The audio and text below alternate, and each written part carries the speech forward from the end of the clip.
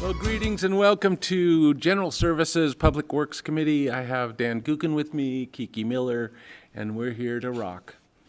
First up today, We're doing rock. Renata, you brought us some juicy stuff, huh? Some juicy stuff. Well, this is a continuation from a discussion we had at the prior General Services Public Works Subcommittee with your fellow council members. So this is an opportunity for you guys to now have some discussion regarding a proposed public comment policy.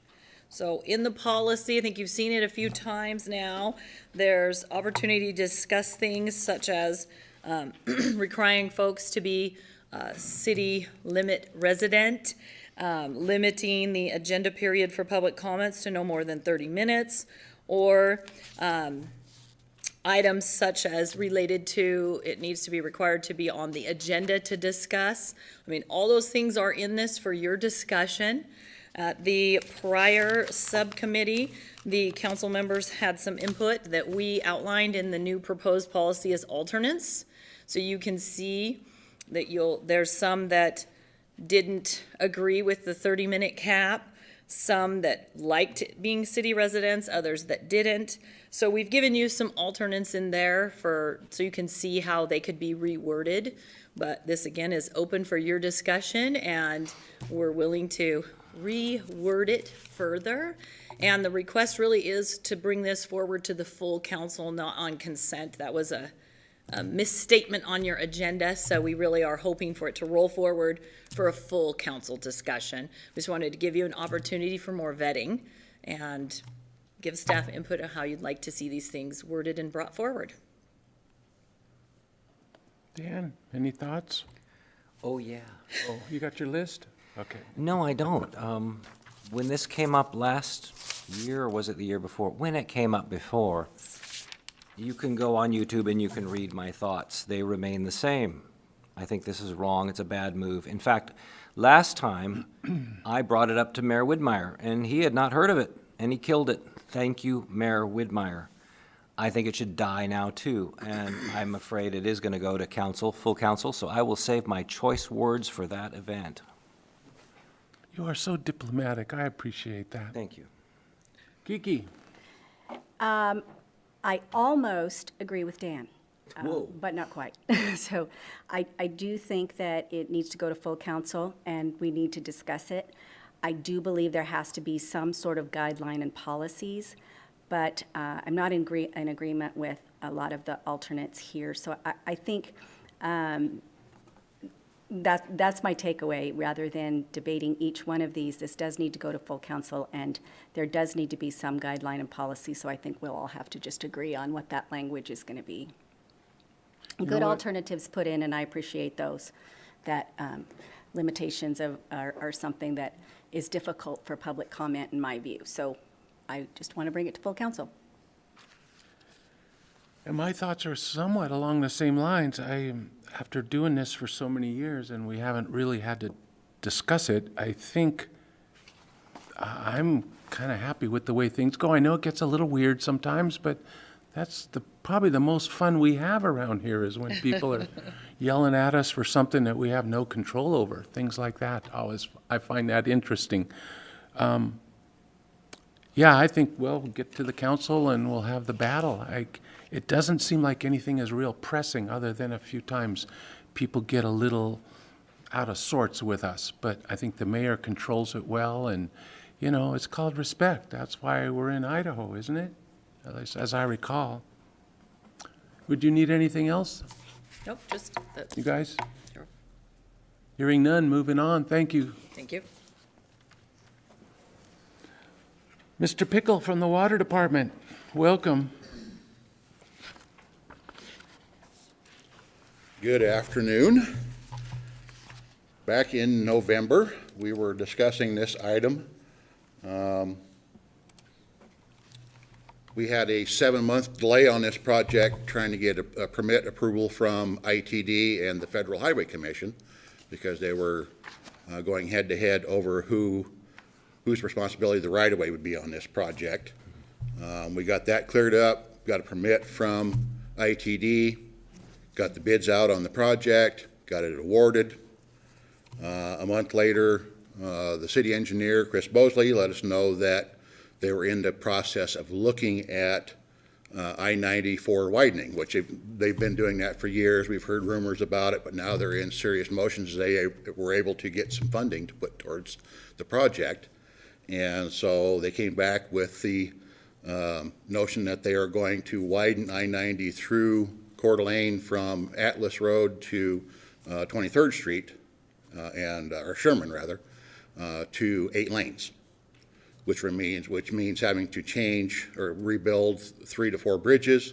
This is going to impact the right-of-way in the I-90 corridor, and we were sent into a tailspin because we were going to go under the existing Centennial Trail with this transmission main, and they said they were going to have to move it.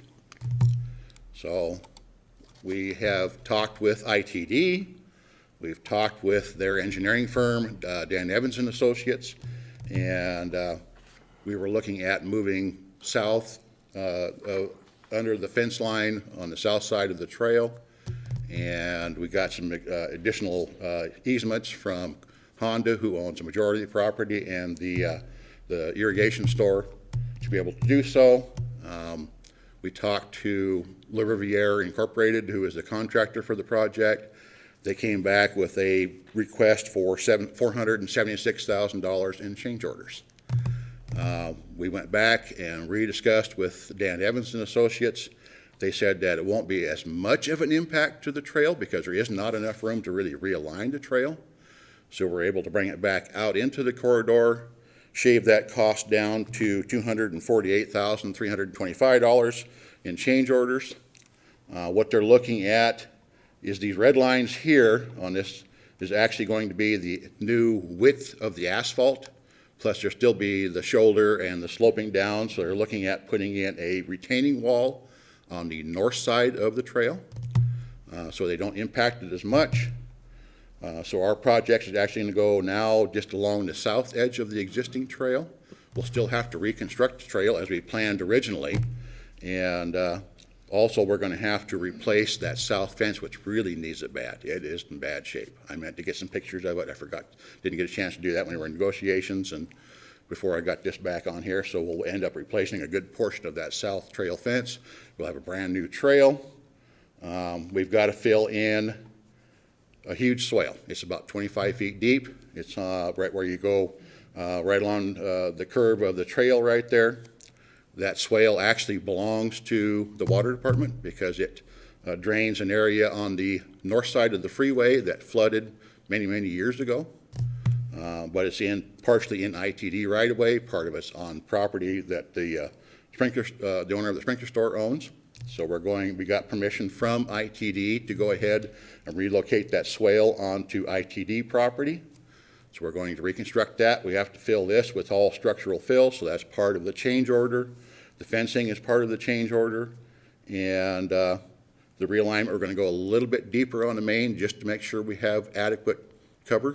So I hate to look at this, but it's something that's, we've got to get it done. We won't get it done for this summer season. Unfortunately, we're hoping to.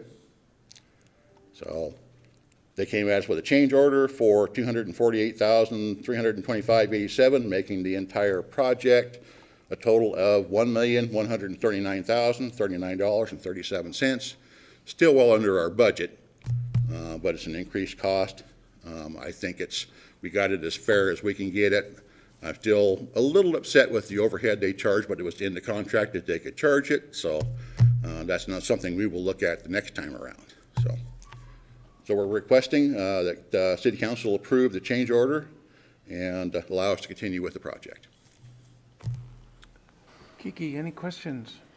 Sure, Terry. Tila Riviera's job, where is it that this is an extended change order for? Is it surrounding? This is our transmission main from Atlas Road to Riverstone Drive. This will include going along the trail between there and connecting to where we left off in the last portion of the project. It'll also include some fiber optic cable conduits for future use. It'll also give us a route to be able to connect fiber optic to the new Atlas Park. So just so you know, obviously, two words I don't like are change order. Yes. So I was just trying, there wasn't a visual as to refresh my memory as to where Tila Riviera is, if this is an extended on the project, or if this is in between a project that they're already doing the Atlas They've to already Riverstone. done the Atlas portion of it, stubbed onto, out of the right-of-way there for it to pick up, and this is the third phase of a three-phase project we planned a couple of years ago.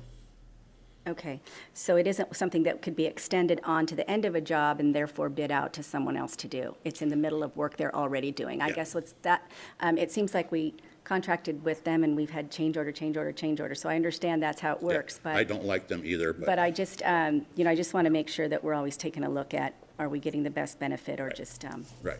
doing At that? their original request, I was ready to pull the plug on the project and rebid it. Okay, But we got it whittled down to where we think it's fair. It's work that has to be done in order to make the project work because of the realignment. And it is what it is, unfortunately. okay, So. all right, thank you. Oh, thank you, Wood. This is like a record for a change order, isn't it? It is. Wow. We rarely see very big change orders. I congratulate you for being able to swallow it and stay within budget. Thanks. Thank you. I have a strange request. Can you give us a picture of the city? I can't see this. Your maps, is there a bigger picture that you can show? I don't think I have it in here, and I don't know if I can get to the city map from here. Okay, so we're going from Atlas, Going from Atlas Road, where the trail, you know where that footbridge is at the trail? gotcha, Where it crosses Atlas Road? right? We're going down and across the Centennial Trail and to where Riverstone and Celtis Way come intersect. Okay, when you were talking about I-90, I started thinking that it feels like we're getting pushed, Yeah. right? This is actually in I-90 right away. So the first thing that popped in my head is, how come we just don't drop down to Saltese? We looked at that. We would have to be able to cross Celtis, which means going into the new asphalt. I wasn't too keen about that. We've already constructed the swale there. We have a 12-inch water main that runs along the north side, so we'd have to go clear to the south side to make it work, so. So you did look at it. It just seems Yes. like you'd get out of the right It of seemed like it way. was more cost-effective and less impact to traffic to go along the trail. Okay. And then explain to me why there's a grassy swale again. Where's the stormwater come from? The key lock storage on the north side of the freeway. Okay. There's a water main and there's some low land in there. It's not really a swale, but it's kind of a low area. We had a water main break in there years ago and actually flooded I-90. So there was an old culvert that went under I-90 that people had forgotten about. We were able to locate that, open it back up, put a swale on the south side so it would take all of that water. Wow, a main breaks and you have to have a swale now, huh? Goodness. All right. Tried to talk to them about our tanks, but they have not seen them and was not interested. Okay. Looks like you crossed all your Ts and dotted your Is there. Thanks to Well, look Troy for for a motion. mentioning that one, so, yeah. Any other questions? Look for a motion. Go ahead, Dan. Thank you. I'll make a motion that we recommend that council approve a change order number one in the amount of $248,325, no, I'm sorry. $248,325.87. Second. And as an amendment to the construction contract with T. Riviera for the water transmission main on the Centennial Trail. Get all that in there. All right, it's been moved by Dan, second by Kiki. Any other questions, comments? Good job on that, Terry. Beat those guys. Beat them. Yep. Thank you. All those in favor say aye. Aye. Moving on. I think that's okay for the consent calendar. Yeah. Let's see, we have a Renata again, multiple agreement with Bunkhouse Media. Hey, we know Yes. that guy. You know this guy. And It's a if the screen suddenly goes dark, it's You'll because know we didn't why. pass it. Yes, he is the voice in the booth. We all love dearly. This is a contract we don't talk about very often, but it is super important to getting our media services out. Mr. Jeff Crow has a contract that we entered into in 2019, and it extends until September of 2024. So during this time of all sorts of fun that we've had during COVID. We've added some additional duties. We've kind of reiterated what he does do and some of the areas that he has been doing but never got added to his scope of service. So it gave us an opportunity to sit down and talk about those things, amend the scope of services, and negotiate a small increase to his contract dollar amount. So, as you know, he has received many professional accolades. He does lots of additional services for our departments, including public safety. Recently, some of the growth issues partnership group stuff and our planning and zoning, comprehensive plan, excuse me, I'm running out of voice again. So he takes on what needs to be taken on.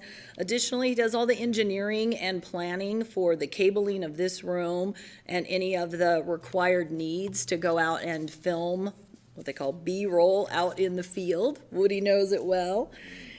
So he's just been a really valuable asset to the city, and we've like to keep him going. So I'm requesting amendment to his scope of services to add additional duties, the value of $391 monthly for a total annual increase of $4,692. We are requesting that this amendment be retroactive as of May 1, 2022. Those costs for this fiscal year would be $1,955. That could be covered out of other line item savings in my department budget. And I will stand for any questions. Questions? Sure. Dan? Thank you, Wood. Why $391 a month? Why didn't you just round it up to 400? Well, it was a heavy negotiation between Jeff and I, and that is the number we settled on. If it Interesting. makes you feel better, we can certainly round it up to 400. It just seemed really weird to me because I'm like, well, normally we deal but with it- round figures and we want to buy a We car. normally It's do. going to be, you I put know. something I think $28,000 Jeff in the had budget. some insurance cost he was hoping to help get coverage for, and that was the dollar value that was meaningful to him. So I was accepting of that amount. Kiki? So this runs through September of this year.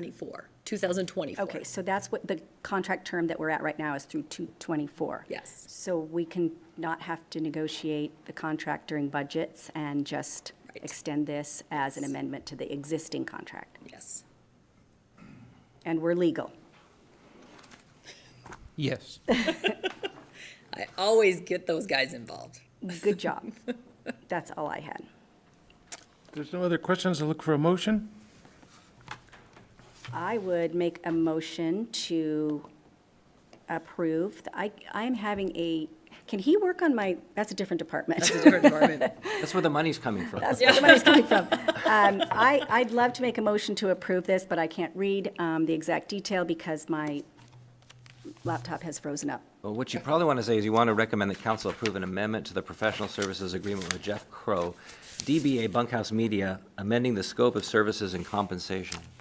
That's what I was going to say. Did I need to include the dollar amount in that? Or I don't was know, should we Was do I that? thinking dollar amount, or was I not? Do we want, the dollar amount's not listed in the motion, but do we want, do you want to do 4,692, or do you want to just make it an even 48?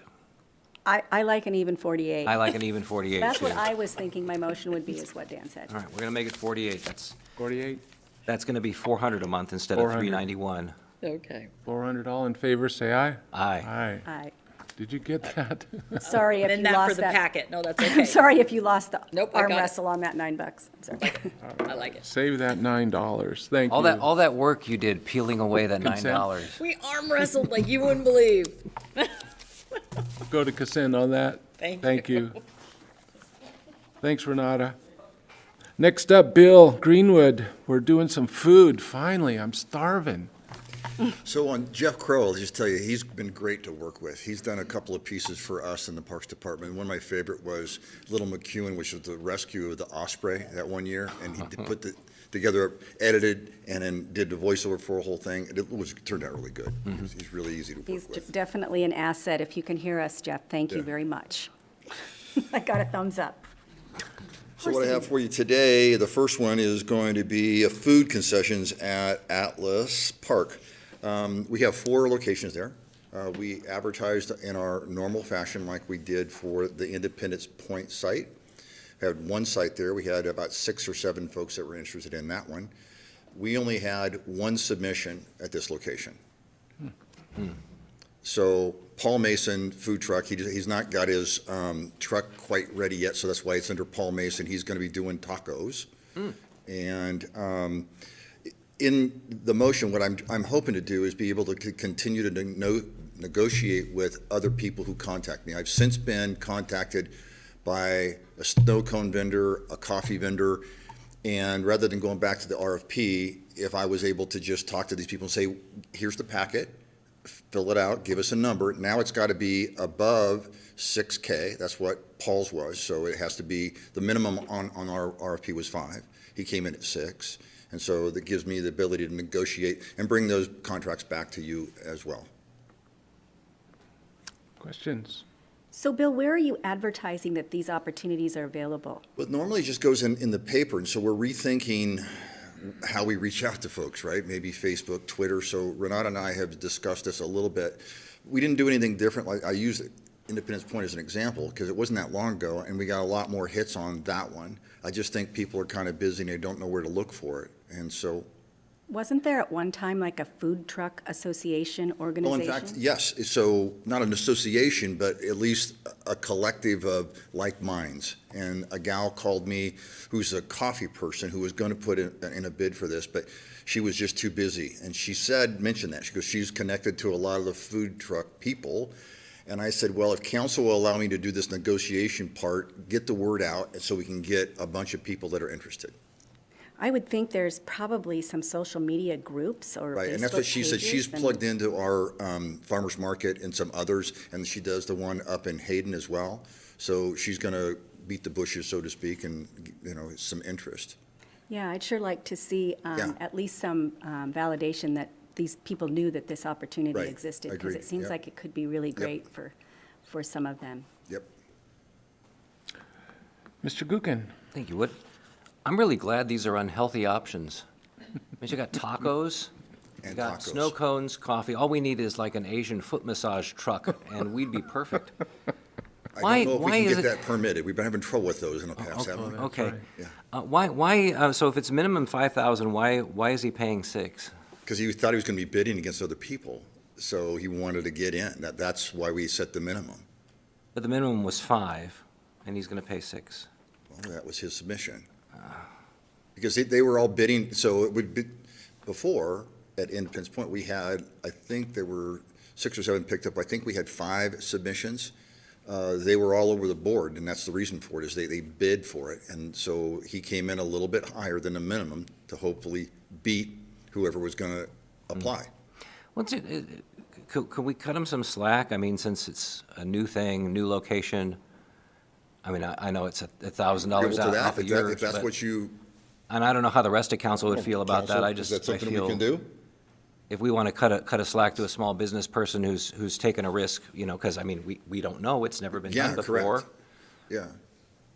I think that that's fair, especially because Sure. now the cards are all on the table. Sure. So other people know Yeah. what the bids are going to be or where the starting point is. Right. I just feel like there's just got to be a lot more work to get more interest in this. It's a new thing, and I just have a feeling that there may be an opportunity to extend bids and, maybe get into some, further higher RFPs in the future, but just to get a solid base to That's try it fair. out You bet. makes sense. No, and I think it's going to be a great location. Once the roads off Celtice get punched through to the south, I think they're going to see a lot more traffic. I even told them when I spoke with them on the phone, like we've done with the Bowie boys here, they can put some sandwich signs out within the park to direct people, like if we put some down by the dog park, which seems to be the big hot spot right now, to bring people down towards where his food truck is going to be. I'm amenable to that. Oh, now we got to have the permit fee for the sandwich signs in there. 'Cause- In the park, not necessarily. We come out on the street, yeah, then I get smacked down by the person behind me here. She's throwing things at me. Randy, you got any comments on that? No, that's a matter of contract. Council can do what it would like. I have a couple questions for you. I was flashing back on McEwen when Harbor House first opened, And different operators do things differently and struggle and not quite make it and stuff, and we do give them a few years on these, right? Yes. So, watching how this has evolved after quite a few years, this guy's gonna be by himself, right? And at some point, was there planned to be events when we did the 4 spots? I thought it was more event-oriented rather than somebody living there. Is that part of There was a consideration of holding back, there's 4 bays. I thought about holding back 1 for an event, but I didn't. Gotcha. And what happens here is that the Bowie Boys understand that there are other events that set up food concessions within that event. So I didn't think they're aware of it. The same thing's true with events that go on in City Park, Taste Coeur Lane, for example. We have a food concessionaire at Independence Point. They understand that as well. And so that's the risk they take. But I think it also gives them an opportunity. Well, a previous vendor at Independence Point took advantage of those, Ironman and Taste Coeur Lanes. He did much better on those weekends than he did at any other time. Sure. So it brings in more people, more variety, so actually kind of helps them. The Bowie Boys offer something entirely different, and they've done a wonderful job out there. And they're exactly the kind of person I thought could make that into something, and they've done an excellent job. A good job. So which brings up the question of beer and wine, because that's part of why Bowie Boys is doing so well. Plus, they're great operators and know what they're doing. That's correct, yeah. Is that I hadn't out considered there? it. But that park isn't set up for that. If we wanted to have further discussion about that in the future and create what we've done here, we delineate the footprint for McEwen, for example, is the whole park. Gotcha. And so then we isolate those areas like Live at 5. Right. That's all fenced in, right? And so people aren't wandering around the park. Same with Bowie Boys. It's quadrant off and Sure. not anybody leaves the area. So that's something we could talk about in the future. The park's new. It's up. It's up and running some. So I think it's baby steps and it's a learning process. And if that is an interest, we'll bring that back to you guys for that as approval. All right. No, I think it's a great thing, and I like the idea of maybe going back to the 5,000. That's the great. original. I think and then Mr. see Mason would what- be happy with that. Just tell him to hurry up, right? So Actually, he's gone this weekend, I think, to go pick up his trailer. Oh, You know, good. he's picking one up in Colorado. Nice. Yeah. So look for a motion. just one more thing. Oh, go ahead. So I'm clear. So then the plan is you'll approve this one, and then you're going to continue to look for people to bid on the other 3? Right. And then would you prorate if they don't Yeah, get in absolutely. by the whole Yes, summer? yeah, and the same with So- Mr. Mason, absolutely. You're correct. So then their contract would just depend on the date that they were able to Correct. move in? And then next year, we start anew, and prorate is the right thing to do. Okay. Absolutely. All right. Yep. All right, look for a motion, please. Are you still frozen? I am Oh, good. not frozen any longer. Request approval, would make a motion to request approval of a lease agreement with Paul Mason for a mobile food concession at Atlas Mill Park and reduce the original RFP amount by $1,000 to $5,000. Second. Been moved in second. Any other thoughts, discussion? Hearing none. All those in favor say aye. Aye. Aye. Thanks, Bill. That was good. Now we get into some fun stuff, right? This is the fun stuff. Okay. Take it away. So we went out for RFPs for some docks at Harbor Center, and we had, I think, 4 or 5 packets that were picked up and 3 that were returned. These 2 before you are the ones that scored the highest. Monty McCulley, Scott Krantz, and myself scored these independently of one another, and this is what we came up with. King LLC and then KJ Watersports. I had reached out, there's been some fear or discussion, fear is probably too strong of a word, but some discussion about safety and boat traffic and all that kind of stuff. I reached out to the Sheriff's Department and asked them if in this area, which is about 800 feet wide, if there's been any accidents or incidents reported to the Sheriff's Department. They said none in this area. The 2 companies that are listed here, I've always encouraged their clients to stay on the lake. Doesn't mean that they can control that, but KJ Watersports, for example, has GPS on their boats. They've got a good relationship with the Sheriff's Department, and they're notified if those boats do go down the river. The nice thing about this location as well, they can actually watch their client leave and make certain they're going to the lake and not going down the river. No guarantees, there's no ordinance that says that they can't, but they're certainly going to encourage and trying to educate them the need to go into the lake and not down the river. Kiki? I'm first, not Dan? Well, I try and spread it around. I see. Bill, you've done a ton of work on this, I can tell, and I appreciate it.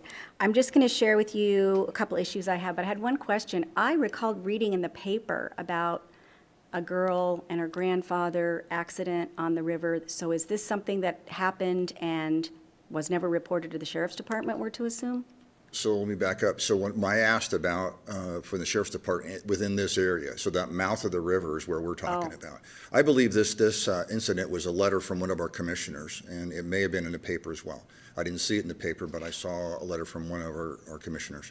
It was down in the river, and, there are a boat launch down in Post Falls that actually creates a lot more traffic than I think that what comes in off the lake to go down the river.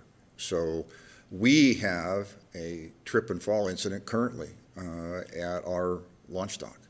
And we didn't close that. I'm not going to close that because someone fell. They tripped on a board. Now, we've taken care of that. But I don't see the reason why that is justification to say that we can't have these boats on the river. I was just Yeah. trying to clear that one out because Yeah. I just remembered reading about it. And it was about actually the time I was out on a pontoon boat last summer on the river, and I hadn't been out there for quite a long time. Right. So I was amazed at the Right. depth and the traffic and the size of the waves and the amount of people and the people pulling people on tubes Tubes in and, 30 boats around them. It was really kind of an eye-opener for me. I'm going to tell you a few things, some ideas I had, but I also wanted to share some concerns I had. I'll start with this one. One of the things that we had talked about when you brought this up in the beginning was that this was a sell for the haves and the have-nots, where this could do more for that. And so I've thought about that for a lot and paid a little bit of attention, and I don't think that that's true at all, because I think this is an additional opportunity for the haves, who are tourists. I think that somewhere, and my guess would be a quarter of the people who rent these vehicles are locals, and if they're locals, probably less than that are actual citizens of Coeur d'Alene. So I think we're providing another on-water opportunity for visitors. I don't know how that benefits the citizens of Coeur d'Alene as a whole. It does benefit some of our tourism entities, and I get that. So I'm kind of taking this is an opportunity for the have-nots to be able to get on the water off the table, because I don't think that it is at all. The other thing I had mentioned was that this doesn't uncongest the ramp, because all it does is move these commercial operators to another area and leave the ramp open for new entrepreneurial commercial operators to access it, which basically just puts more watercraft on the lake, and in larger numbers, but possibly more and more tourists. So it just kind of exacerbates the problem in my mind. So I believe, check with Randy, and it is possible to limit the commercial operators that utilize the Third Street boat launch, but that isn't part of this plan at all. So that was kind of a swing and a miss for me on that one.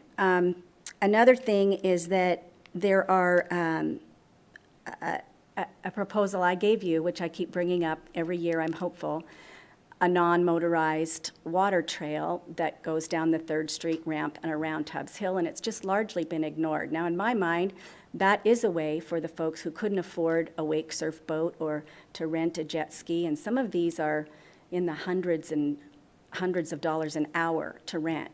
So it would give the local citizens of Coeur d'Alene a way to access the lake in a very affordable way.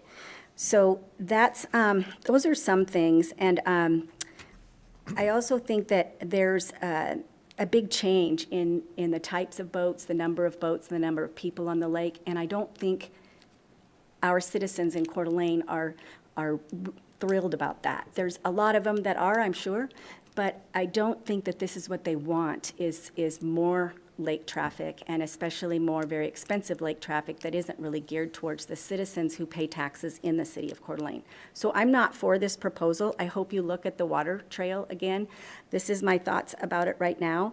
I did have a thought that if you incorporated something in the plan that said, we're going to dedicate a percentage of the slips to local people on a lottery basis to be able to moor a boat there and actually have our local taxpayers get the same opportunity that some other folks do, it might change my mind about it, because it's an opportunity that's been lost to the longtime citizens of Coeur d'Alene. They just don't have an opportunity to go lease a boat slip anymore anywhere. So if something like that, as far as a Coeur d'Alene park was created for the citizens of Coeur d'Alene, I might take a second look at it, but that's where I'm at with the whole proposal. Okay. Mr. Gook. Thank you. I didn't know it was such a political hot potato. I mean, it sounds like a great idea, and then we got all the emails, and I like Commissioner Filios's email was, you know, an eye-opener. Yeah, I think it should just go to council for an agenda item where we can discuss it there. Good.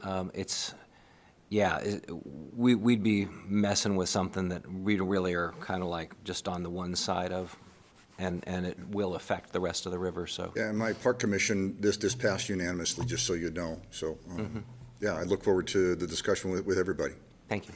And I would add that I didn't, I don't see this as a political thing. I was just kind of drilling it down to, this is the city of Coeur d'Alene, and the Parks Department and you do a great job with our parks, and I realize that they are utilized by everyone, and we have commercial operators. This just seemed a real, just a much larger step off as a benefit for the actual citizens in Coeur d'Alene. So that's where I kept looking for, what are the wins that could be incorporated in here that could actually do something to help the local folks.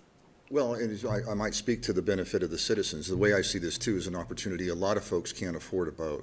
This gives them an opportunity to get out on the water and experience the lake. And so it does provide a service. I'm trying to loosen up the congestion at the 3rd Street launch. I think this will do that. What you stated about business entrepreneurs, yeah, it could happen. I don't know. I hope not. Randy's correct in that we can limit some of that there currently. You would have an outcry from the business community, I think, if we did some of that, but that's always something to be looked at. So, thanks. All right. So, Bill, that helps you? That's probably the best way to bring it forward? Maybe you Well, pick- absolutely, I agree 100%. All right. I expected this to go to all 6 of you and the mayor, absolutely.